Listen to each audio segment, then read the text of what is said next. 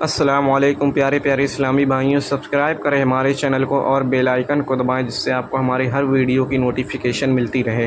سیرت مصطفیٰ صلی اللہ تعالی علیہ وسلم کے ابواب میں حضور اکرم صلی اللہ علیہ وسلم کا سب سے عظیم سفر ہجرت کا کل آپ نے ملاحظہ فرمایا۔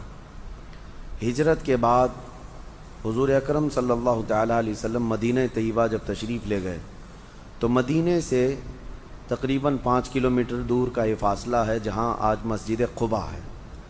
یہاں پر حضور اکرم صلی اللہ علیہ وسلم کا پہلے قیام ہوا۔ یہاں ایک خاتون تھیں حضرت کلثوم بن ہدم، ان کے ہاں نبی اکرم صلی اللہ تعالی علیہ وسلم قیام پذیر رہے اور سب لوگ وہیں آ کر کے آپ سے ملاقات کرتے تھے۔ مدینے سے اکثر لوگوں کا آنا جانا مسجد قباء کے پاس جہاں آج مسجد ہے۔ تقریباً حضور پاک صلی اللہ علیہ وسلم 24 دن تک یہاں پر قیام پذیر رہے، بعض روایات میں 14 ہے یا 24 ہے۔ اسی دوران نبی اکرم صلی اللہ علیہ وسلم نے مسجد کا سنگ بنیاد رکھا۔ یہ پہلی مسجد ہے جو اسلام میں بنائی جا رہی ہے، سب سے پہلی مسجد، اور اس مسجد کے لیے کلثوم بن ہدم کی ہی جگہ لی گئی تھی، اور وہاں پر حضور صلی اللہ علیہ وسلم نے تعمیر میں خود حصہ لیا، یہاں تک کہ بڑے بڑے اتنے پتھر اٹھاتے تھے کہ حضور جھک جایا کرتے تھے۔ صحابہ اکرام عرض کرتے آقا آپ ہمارے لیے چھوڑ دیں کہ ہم یہ سب کام کریں گے۔ نبی پاک صلی اللہ علیہ وسلم تھوڑی دیر کے لیے چھوڑتے اور پھر ان کی دل جوئی کے لیے پھر پتھر اٹھاتے، اپنے ہاتھوں سے پتھر لا لا کر کے رکھا اور مسجد بناتے رہے۔ اور اس کے بعد یہ جب اونچی دیواروں والی مسجد بن گئی تو اس پر ایک کھجور کے جو پھڑ ہوتے تھے چھپر کی ایک چھت ڈال دی گئی اور اس میں نماز قائم کی گئی۔ یہ اسلام کی سب سے پہلی مسجد ہے جس کو مسجد قباء کہا گیا، اور اس کا ذکر اللہ نے قرآن عظیم میں فرمایا ہے، جیسے کہ 11ویں پارے کی تفسیر میں نے آپ کو بتایا تھا، ایک مسجد ضرار جو منافقوں نے بنائی تھی تو اللہ نے اس کو ختم کرنے کا حکم دیا تھا اور حضور صلی اللہ علیہ وسلم نے اس مسجد کو ختم کر دیا۔ اس کی جگہ قرآن میں اس کا ذکر آیا ہے لَمَسْجِدٌ أُسِّسَ عَلَى التَّقْوَى، مسجد وہی ہے جو تقوی کی بنیاد پر رکھی گئی ہے، اور اس سے مراد مسجد قباء ہے جس میں سب سے پہلے اللہ کے حبیب صلی اللہ علیہ وسلم نے اسلام کی تبلیغ کے لیے اور لوگوں کی ایک جگہ جماعت قائم کرنے کے لیے مسجد تعمیر فرمائی۔ اور اس مسجد کی فضیلت میں میرے آقا صلی اللہ علیہ وسلم نے فرمایا جو وہاں پر تازہ وضو پاک وضو کر کے، یعنی اپنے گھر سے وضو کر کے مسجد قباء جائے، 2 رکعت نفل نماز پڑھے، اللہ اسے ایک مقبول عمرے کا ثواب عطا کرتا ہے۔ عمرے میں جو ہے خانہ کعبہ کا طواف کرنا ہے اور صفا مروہ کی 7 بار سعی کرنا ہے، پھر حلق کرنا ہے احرام کی حالت میں۔ ایک محنت کا کام ہے عمرہ جو جاتے ہیں وہ جانتے ہیں، اور یہ حرم شریف میں اتنے سارے ارکان کے بعد عمرہ ہوتا ہے، لیکن مدینہ کی فضیلت یہ ہے کہ مسجد قباء میں صرف 2 رکعت نفل نماز پڑھے، اللہ اسے ایک مقبول عمرے کا ثواب عطا کرے۔ عمرے کے برابر عبادت اس مسجد میں ہے۔ پھر اس کے بعد نبی پاک صلی اللہ تعالی علیہ وسلم مسجد قباء تعمیر کر کے آگے کی طرف نکلے مدینہ کی طرف۔ تو جب مدینہ جانے کا وقت آیا تو بیچ راستے میں ایک اور جگہ آپ نے قیام کیا، وہ جگہ بنو سالم کہتے ہیں اور بعض میں بنو سلمہ۔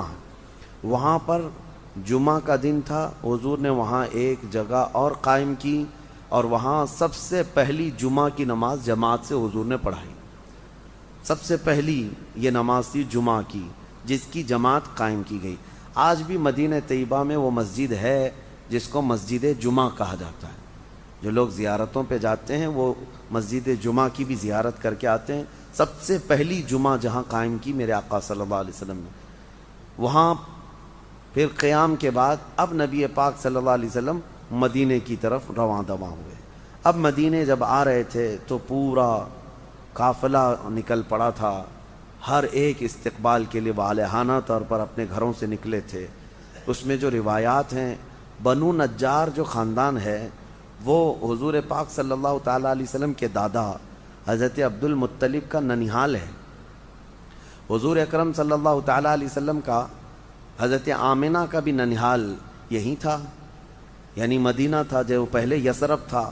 تو اس خاندان کے لوگ بڑا استقبال کرتے رہے حضور صلی اللہ علیہ وسلم کا، اور وہی بچیاں ہیں جو دف بجا کر کے یہ کہتی تھیں نحنو جوار من بنی النجاری یا حبذا محمد من جواری.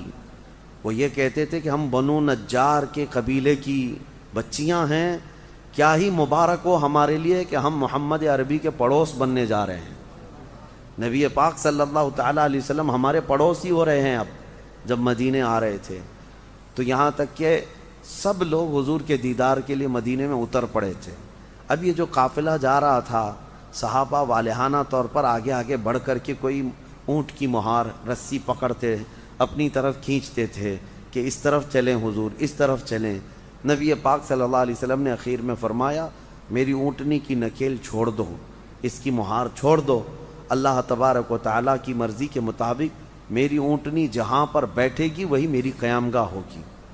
حضور جس پر سواری کریں وہ اونٹنی بھی اتنا علم رکھتی ہے کہ اسے کہاں بیٹھنا ہے. ہاں صحابہ کو حضور نے فرمایا چھوڑ دو اس کو، اور اونٹنی چلتی ہوئی خرامہ خرامہ اسی جگہ پر پہنچی جہاں آج مسجد نبوی بنی ہوئی ہے. وہاں پر حضرت ابو ایوب انصاری کا مکان تھا. ایک صحابی ان کے گھر کے دروازے پر جا کر اونٹنی بیٹھ گئی. اللہ کے حبیب صلی اللہ تعالیٰ علیہ وسلم نے فرمایا اب ہمارے میزبان ابو ایوب انصاری ہیں. حضرت ابو ایوب انصاری تو خوشیوں سے پھولے نہیں سماتے. وہ اور ان کی بیوی دونوں پہلے سے صحابیہ تھے. حضور جب ان کے گھر جانے کی بات فرماتے ہیں تو دوڑ کر کے آئے، حضور کا سارا سامان لے جا کر کے اپنے گھر رکھنے لگے. ان کی دو منزلہ مکان تھا، ایک نیچے کا اور ایک اوپر کا. انہوں نے عرض کیا یا رسول اللہ صلی اللہ علیہ وسلم آپ اوپر کے حصے میں بالا خانے میں آپ تشریف لے جائیں، ہم نیچے رہیں گے. حضور پاک صلی اللہ علیہ وسلم نے ارشاد فرمایا نہیں، میں نیچے رہوں گا. لوگوں کی ملاقات اور آنے جانے کا سلسلہ رہتا ہے، لوگوں کو ملاقات کے لیے آسانی ہو. تو حضور اکرم کے حکم کی وجہ سے ابو ایوب انصاری رضی اللہ تعالیٰ عنہ حضور کو وہیں پر رہنے کے لیے عرض کر دیا. 7 مہینے تک حضور صلی اللہ علیہ وسلم حضرت ابو ایوب انصاری کے مکان پر رہے. اور ان دنوں شوہر اور بیوی کی خدمات تاریخ میں رقم ہیں. حضور کے لیے سب سے پہلے کوئی بھی چیز ہوتی لاتے، اور حضور جب کھا کر کے اس میں کچھ چھوڑ دیتے، جہاں جہاں نبی پاک صلی اللہ علیہ وسلم کی انگلیاں رکھی ہوتی ہیں یہ دونوں شوہر اور بیوی جھپٹ جھپٹ کر وہاں سے کھایا کرتے تھے. یہ تبرک حاصل کرنا صرف ہمارا نہیں ہے، یہ صحابہ کا طریقہ ہے. حضور اکرم صلی اللہ تعالیٰ علیہ وسلم کے تبرک کو لیا کرتے تھے. حضرت ابو ایوب انصاری اوپر کے پہلے منزلے پر رہا کرتے تھے. اور یہ بھی روایت ایک عشق سے بھری ہوئی روایت ہے. ٹھنڈیوں کا موسم تھا، ابو ایوب انصاری اوپر تھے، اچانک ان کے پانی کا مٹکا ٹوٹ گیا اور پانی چھت پر بہہ گیا، جس کی وجہ سے ہو سکتا ہے پانی نیچے ٹپک جائے اور رسول پاک صلی اللہ علیہ وسلم کے بستر پر نہ آ جائے، یا آپ کے جسم پاک پر کوئی پانی کا قطرہ ٹپک کر نیند خراب نہ ہو، آپ کو تکلیف نہ ہو. ابو ایوب انصاری اور ان کی بیوی اپنا جو بستر تھا، چادر تھی، لحاف تھا، سب پانی میں بھگو کر کے اس کو سکھا دیا. جتنا پانی تھا، یہاں تک کہ ان کا لحاف، ان کی چادر پورا پانی سے گیلا ہو گیا.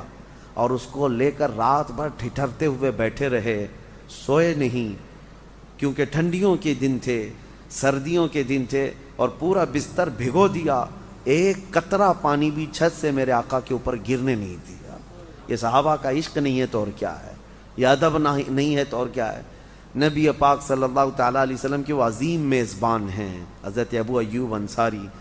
اور آج میں آپ کو بتاؤں، اس ابو ایوب انصاری رضی اللہ تعالیٰ عنہ کو آج اللہ تبارک و تعالیٰ نے جو انعام اس وقت دیا، آج کے دور میں جانتے ہیں وہ کہاں ہیں؟ وہ ترکی میں آرام فرما رہے ہیں.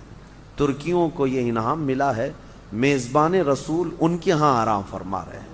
اور الحمدللہ ترکی حضرت ابو ایوب انصاری کا بڑا احترام کرتے ہیں، ان کا مزار مبارک بھی ہے. اسی لیے ترکیوں میں عشق رسول بھی الحمدللہ کافی حد تک ہے. ظاہر سی بات ہے نسلوں میں وہ اثر آتا ہے. حضرت ابو ایوب انصاری کے مکان پر 7 مہینے رہنے کے بعد پھر اب مدینہ طیبہ میں حضور پاک صلی اللہ تعالیٰ علیہ وسلم نے ارادہ فرمایا کہ اب مسلمانوں کے لیے کوئی مسجد یہاں باضابطہ ہونی چاہیے. اب اس مسجد کا قیام کرنا تھا جو پوری دنیا کی سب سے بڑی پارلیمنٹ بھی تھی، پوری دنیا کی سلطنت جہاں سے چلانی تھی اور پورے اسلام کی شان و شوکت جہاں سے بیان کرنی تھی، اس مسجد کا قیام تھا۔ تو بنو نجار خاندان جو حضور اکرم صلی اللہ تعالیٰ علیہ وسلم کے جو ننہالی رشتہ دار ہیں، جیسے میں نے کہا، انہی کی ایک زمین تھی۔ حضور نے وہ جگہ پسند فرمائی، تو ان لوگوں سے جب زمین لینے کی بات آئی تو انہوں نے یوں ہی مفت میں دینے کا عرض کیا کہ ہم یہ ہدیہ کرتے ہیں، اللہ کا گھر ہی تو بنے گا۔ نبی پاک صلی اللہ علیہ وسلم نے فرمایا نہیں، ہم اس کی قیمت دے کر کے اس کو زمین لیں گے۔ پھر پتہ کیا تو وہ 2 یتیموں کی جگہ تھی، 2 یتیم تھے اس زمین کے مالک، ان کو حاضر کیا گیا۔ وہ دونوں یتیم بھی عرض کرنے لگے یہ ہماری قسمت نہیں ہے تو اور کیا ہے، یہاں اللہ کے نبی کی مسجد بنے گی، ہم اس کو اللہ کی بارگاہ میں وقف کرتے ہیں، ہدیتاً عرض کرتے ہیں۔ نبی پاک صلی اللہ تعالیٰ علیہ وسلم نے منع فرمایا، کہا اس کی قیمت بتاؤ، اس کی قیمت کے ساتھ اس کو لیا جائے گا۔ دنیا میں بعد میں آنے والے یہ منافقین یہ شوشہ نہ چھوڑیں کہ اس کی زمین لے لی تھی، اس کی زمین لے لی تھی۔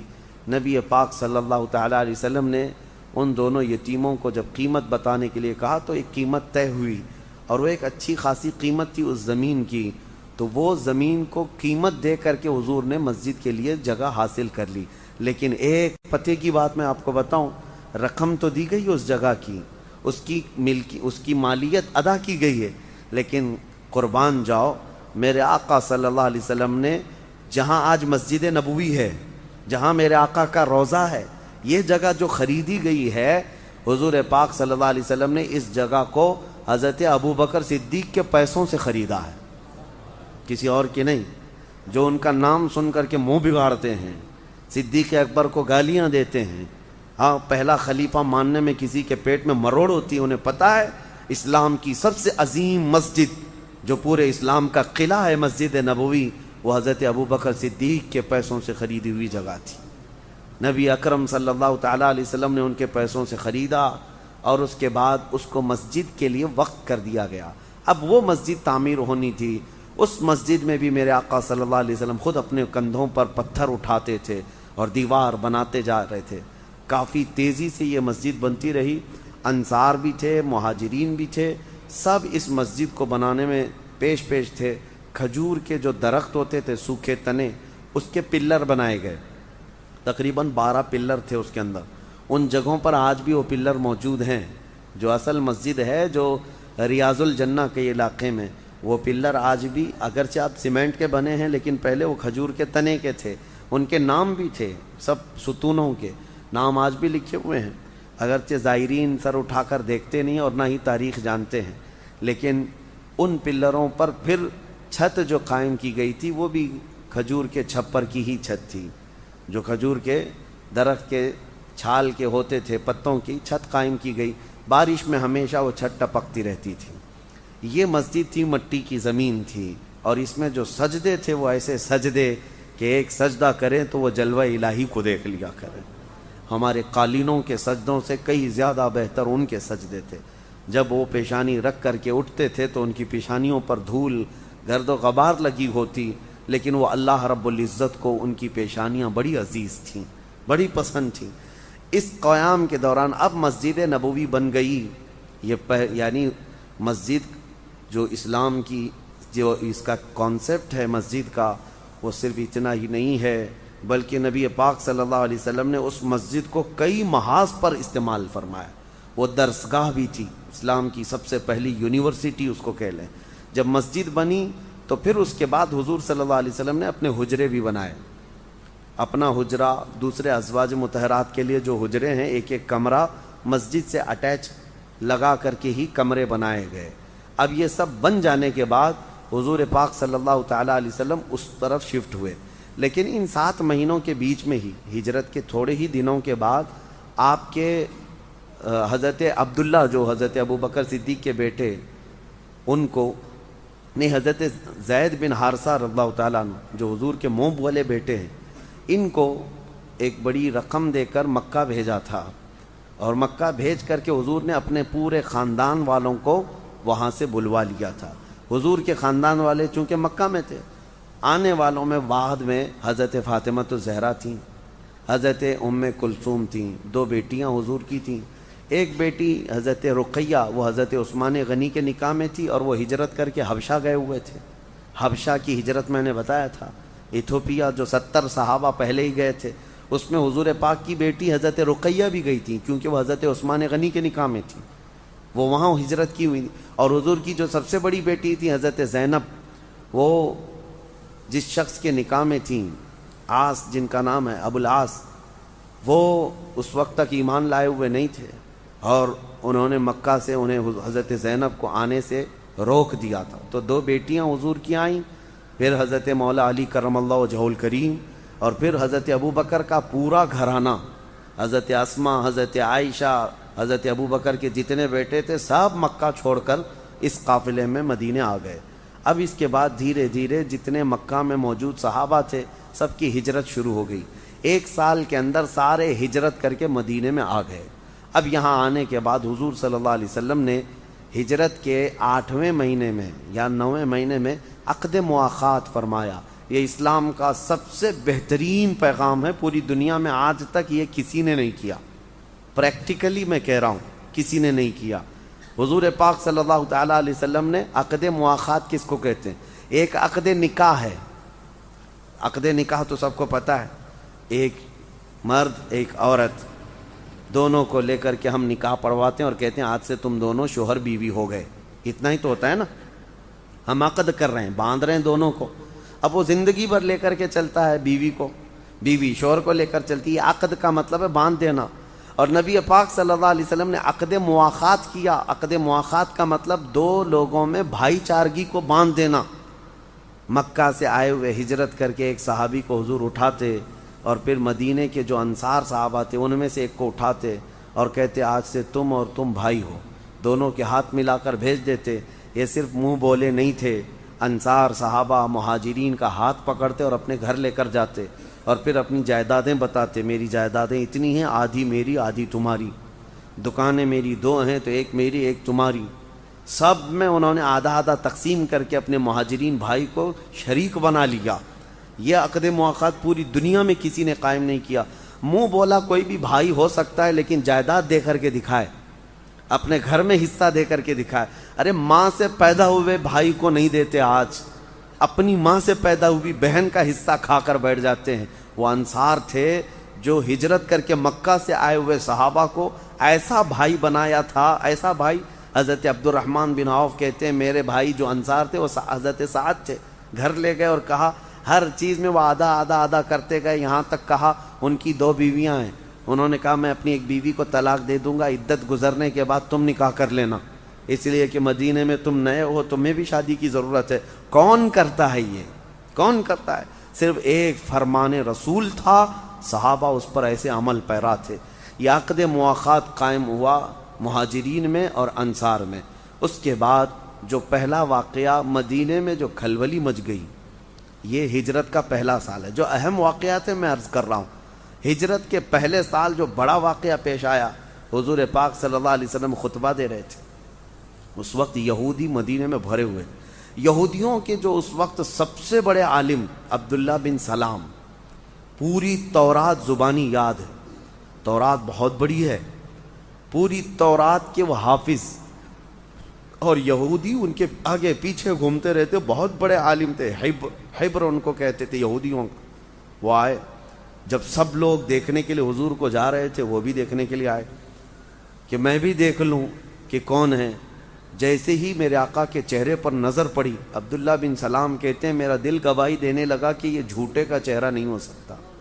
اور اس وقت حضور جو بیان کر رہے تھے, حضور کا یہ فرمان تھا, ایھا الناس افشوا السلام واطعموا الطعام وصلوا الارحام وصلوا باللیل والناس نیام. 4 جملے حضور نے فرمایا تھا.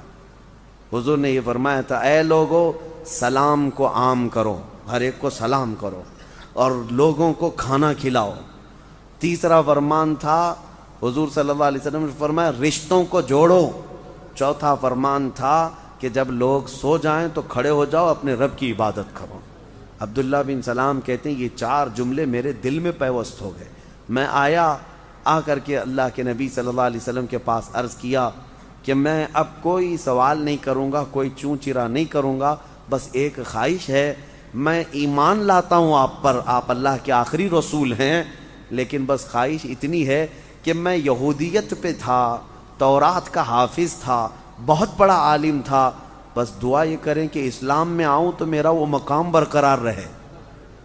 حضور پاک صلی اللہ علیہ وسلم نے دعا ایسی فرمائی کہ حضرت عبداللہ بن سلام جیسے اسلام لائے، حضور اکرم نے ان کا لقب دے دیا کہ اور لوگ عالم ہیں لیکن میرا عبداللہ بن سلام حبر الامہ ہے، قیامت تک کی امت کے یہ عالم ہے۔ حضرت عبداللہ بن سلام امت مصطفیٰ کے بھی عالم، اور اس کے بعد ان کے حق میں قرآن کی آیتیں بھی نازل ہوئی۔ حضرت عبداللہ بن سلام حضور اکرم صلی اللہ تعالیٰ علیہ وسلم پر جیسی وہ ایمان لائے، یہ بہت بڑا مسئلہ تھا مدینے والوں کے لیے کہ ٹاپ لیول کا کوئی لیڈر جب کنورٹ ہو گیا ہو تو یہودی تو یتیم ہو گئے تھے بیچارے، لوگ دیکھتے رہ گئے ہمارا اتنا بڑا عالم چلا گیا۔ اب ان کے خلاف بھی ان لوگوں نے بہت ساری باتیں پھیلانی شروع کی، لیکن حضرت عبداللہ بن سلام کے دل میں روزانہ عشق رسول بڑھتا ہی گیا، اور حضور پاک صلی اللہ علیہ وسلم کے ایسے عظیم صحابہ میں وہ شامل ہو گئے کہ حضور کے سفر میں حضر میں ساتھ رہنے لگے۔ یہ مدینے کی ہجرت کا پہلا سال تھا۔ پہلے سال یہ امن و امان کا تھا، عقد مواخات قائم کیا، مسجد نبوی تعمیر کی۔ اب اس کے بعد جو جنگوں کا سلسلہ شروع ہوا وہ دوسرے سال کے بعد، یعنی ہجرت کا دوسرا سال تھا جو جنگ بدر قائم ہوئی۔ اب یہاں سے غزوات کا دور شروع ہوتا ہے۔ حضور صلی اللہ علیہ وسلم کے لیے ان کافروں نے جو جنگیں مسلط کر دی تھیں، اب اس کا بیان میں انشاءاللہ اسٹیپ بائی اسٹیپ عرض کروں گا۔ حضور نے اپنی زندگی پاک میں تقریباً 17 جنگوں میں شرکت فرمائی۔ 17 جنگوں میں حضور اکرم صلی اللہ علیہ وسلم جس جنگ میں شریک ہوئے اس کو غزوہ کہتے ہیں، اس کو غزوہ کہتے ہیں، جس میں خود حضور تشریف لے گئے، اور جس میں حضور گئے نہیں لیکن صحابہ کو حضور نے بھیجا تھا اس کو سریہ کہتے ہیں۔ سریہ، ایسے سریے بھی بہت سارے ہوئے حضور کی زندگی میں، اور حضور اکرم صلی اللہ علیہ وسلم بنفس نفیس خود جہاں تشریف لے گئے وہ 17 جنگیں تھیں۔ انشاءاللہ العزیز ایک کے بعد دیگرے ان کی میں جتنے میرے علم کے مطابق وہ عرض کروں گا۔ اب مدنی زندگی کا آغاز ہے، مکی زندگی ختم ہوئی 13 سال کی، اب مدنی زندگی حضور پاک کی ہے۔ دونوں زندگیوں میں بہت بڑے بڑے پیغامات ہیں۔ مکہ صبر و شکر میں گزرا ہے اور مدینہ اسٹیبلشمنٹ میں گزرا ہے۔ اسلامی ریاست اور اسلامی حکومت، اسلامی عدل و مساوات دنیا میں جو قائم ہوئے وہ مدینے کی سرزمین سے قائم ہوئے۔ میرے آقا صلی اللہ تعالیٰ علیہ وسلم نے مسجد نبوی سے شروع کیا۔ اچھا، اور ایک مسئلہ کہ مسجد جب بن گئی تو حضور نے مسجد کے سامنے کے حصے میں ایک چبوترا بنایا تھا، اس پر بھی ایک چھت ڈال دی تھی، ایک کٹا جس کو کہتے ہیں۔ اس پر جو غریب صحابہ تھے وہ اپنے صبح شام وہیں گزارتے تھے، جن کا گھر وغیرہ کچھ نہیں تھا، سب چھوڑ چھاڑ کر کے جو آئے تھے وہ صحابہ اسی چبوترے پر دن رات گزارا کرتے تھے۔ انہی صحابہ کو اصحاب صفہ کہتے ہیں، جن کی تعداد 70 کے قریب تھی۔ ان کا کھانا پینا کہاں سے ہوتا تھا پتہ ہے؟ کوئی نہیں، میرے آقا صلی اللہ علیہ وسلم کے پاس جب کبھی کوئی ہدیہ آتا، حضور دودھ کا ایک پیالہ لبوں سے لگا کر وہ 70 صحابہ کو دیتے۔ حضرت ابو ہریرہ رضی اللہ تعالیٰ عنہ فرماتے ہیں ہم اس ایک پیالے میں 70 لوگ پیٹ بھر کر کے پی لیتے تھے، 70 لوگ پیٹ بھر کر کے پی لیتے تھے۔ اعلیٰ حضرت فاضل بریلوی نے اسی کو فرمایا ہے، کیوں جناب ابو ہریرہ کیسا تھا وہ جام شیر۔ ہاں، حضرت ابو ہریرہ سے پوچھ لو کہ وہ کیسا تھا۔ جام شیر کہتے ہیں دودھ کا جو جام تھا۔ کیوں جناب ابو ہریرہ کیسا تھا وہ جام شیر جس سے 70 صاحبوں کا پیٹ سے منہ بھر گیا، یعنی جو پینے کے بعد ان کا سب پیٹ بھر جاتا تھا وہ ایک ہی پیالہ تھا۔ میرے آقا صلی اللہ علیہ وسلم نے اصحاب صفہ کا یہاں پر دوسرا مسئلہ ایک یہ ہے، دنیا میں پہلی سوسائٹی، یعنی جس کو لے آؤٹ کہیں یا ٹاؤن شپ جس کو کہتے ہیں، گھر بسانے کی ایک نئی آبادی، حضور پاک صلی اللہ علیہ وسلم کا ایک جو دنیا کو دیا ہوا کانسیپٹ ہے کہ جب یہ غریب صحابہ میں کوئی شادی کر لیتے مدینے میں، حضور ہی خود نکاح کرتے ہیں، کسی کی شادی کروا دیتے، تو ایسا نہیں کہ وہ چبوترے پر ہی رہتے رہیں گے اور بیٹی کسی کے گھر میں رہے گی اور گھر جمائی بن کر کے رہیں گے، نہیں، ان کے لیے سب سے پہلے حضور نے مدینے کے مضافات میں یعنی ایکسٹینشن جو ایریا ہوتا تھا اس ایریے میں ایک بڑی زمین حضور نے حاصل کی تھی، وہاں ایک چھوٹا سا مکان بناتے، ان غریب صحابہ کی شادی کرتے اور پھر ان کو وہاں بسا دیا کرتے۔ اس طرح وہ پورے غریب صحابہ کی ایک پوری آبادی قائم ہو گئی تھی۔ آج بھی وہ مدینہ طیبہ میں پرانے کھنڈرات باقی ہیں، ان کے ٹوٹے پھوٹے مکانات آج بھی باقی ہیں جن کے گھر میرے آقا نے آباد فرمائے تھے۔ اللہ کریم میرے آقا صلی اللہ علیہ وسلم کی سیرت طیبہ کے جھلکیاں ہماری زندگیوں میں عطا فرمائے۔ مولا حضور کے جلووں میں زندگی عطا کرے، ان کے قدموں میں موت عطا فرمائے۔ وآخر السلام علیکم پیارے پیارے اسلامی بھائیوں، سبسکرائب کریں ہمارے چینل کو اور بیل آئیکن کو دبائیں جس سے آپ کو ہماری ہر ویڈیو کی نوٹیفیکیشن ملتی رہے۔